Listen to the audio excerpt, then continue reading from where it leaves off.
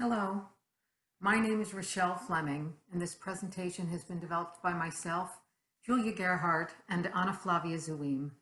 In a 2018 PAVA presentation, Julia Gerhard, Flavia Zuim, and Adam Lloyd looked at documentation and communication for the voice pedagogue. Since then, Julia, Flavia, and myself have continued to focus on this subject and to develop a form that might be widely used by vocal pedagogues. Our hope is that voice teachers might find this form useful for initial lessons and assessments of returning students at various intervals.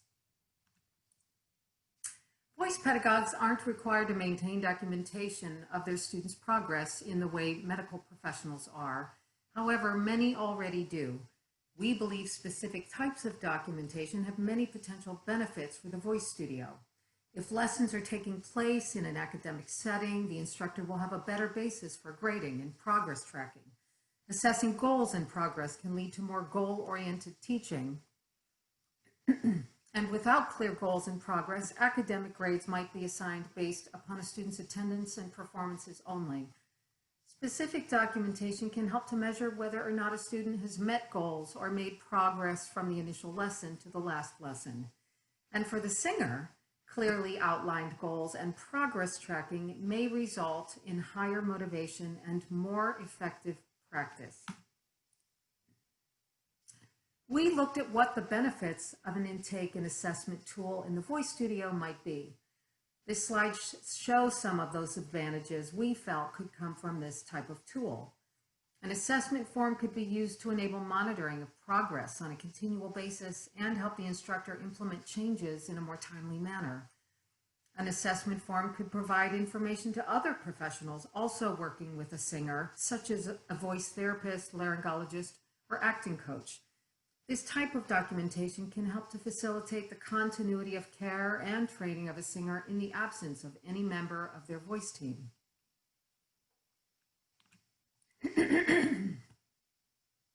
We looked at documentation used in voice therapy appointments and how that might overlap with the types of data that would be useful in the voice studio. Baseline data could include history, singing experience, age, voice type, performances, teachers, length of lessons and training, medical issues impacting a voice, prior or current vocal pathologies. Objective data that could be collected included sustained phonation time, an informal voice range profile, vocal flexibility within various exercises, and subjective notes regarding vocal quality, describing either breathy or pressed phonation, ease and strain, timbre, etc. And the same type of objective data could be collected to show progress. We then began to create a draft intake assessment form. Specific tools we looked at included forms used by speech-language pathologists, such as the Consensus Auditory Perceptual Evaluation of Voice form, known as CAPE-V, Singing Voice Handicap Index, Evaluation of the Ability to Sing Easily scale, known as EASE, and we discussed our own methods of documentation in our work as vocal pedagogues. At this point, we developed an intake assessment form for the voice studio and edited our draft so that it would fit on one page. Here is the top half of that draft form. Something we've discovered that is not clear from this form is the completion of this form would include a conversation, vocalises, and the performance of a vocal piece. So there may be a set of instructions that we will develop for a future iteration of this form. And then here's the bottom half of that page. We've repeated the question at the top of this page, just for sequence.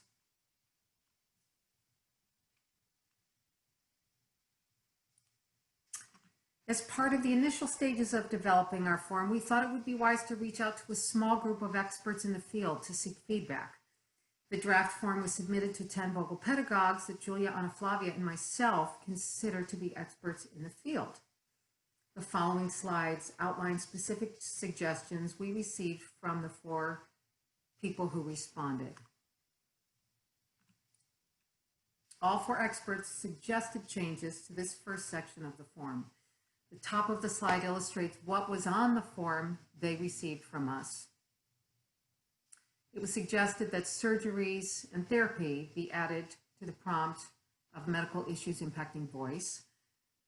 Additional training, dance, instruments, acting added to the suggestion prompt was another suggestion. And it was suggested we include musical instruments played to help understand possible tension issues in body alignment, tongue, jaw, neck, etc. Also, employment was a suggested addition, since many singers' voices can be negatively impacted by occupations with vocal demands, such as teaching, sales, telemarketing, service industries. Another suggestion was to include a privacy clause. This respondent attached their own interview intake form, specifying that all information will be kept confidential. This detailed 3-page form included questions about medical conditions that impact the voice and learning or psychological issues, among other questions. The form was clear that sharing this information was not mandatory and only what the client or student is comfortable sharing. For breathiness, regarding our form's scale from not breathy to breathy, a respondent suggested a better adjective here and would suggest the antonym to breathy, which would for them be pressed or tight. Their reasons were to align with the scale of heavy to light, and because not breathy is pejorative and something that is not a bona fide attribute. Under timbre and resonance, a suggested addition was to add the label balanced at the center of the scale, so it would read dark, balanced to bright. For registration, not surprisingly, we received suggestions for the use of different vocabulary for our rating scale, and to change the heading of the rating from registration to register balance during singing. And for respiration, further descriptive prompts for what one might see in a singer were also suggested. Under vibrato, the vibrato category had the second highest number of suggestions, including the suggestion to entirely replace our list of qualities that were straight, adequate, or wide to those in the slide. 2 respondents also suggested the similar descriptors of tremulous and tremolo or narrow. It was suggested that extent, rate, and regularity also be addressed. And the addition of comfortable was suggested to be written after lowest and highest, and I'm sure we can all imagine the scenario where a singer will strain to phonate on an extreme pitch. And 5 new questions or prompts were also suggested and included, for the vocal balance suggestion, a suggestion of a scale from heavy to balanced in the center and to light. For overall singing voice quality, a scale from at-risk to auditory visually healthy. And for overall speaking quality, a scale from at-risk to auditory visually healthy was also suggested. And finally, for overall vocal strengths and vocal deficits, it was suggested that there just be room for specific notes and that they be 2 separate additional items. Moving forward, we are extremely excited to continue our work on this tool for the Voice Studio, and we are so happy to have received positive and encouraging feedback from our colleagues so far. We hope to widely distribute our next iteration of this tool to voice pedagogues, among other plans, and we have other plans which include working toward validating this form so that it might be relied upon and helpful to many in the future. Thank you.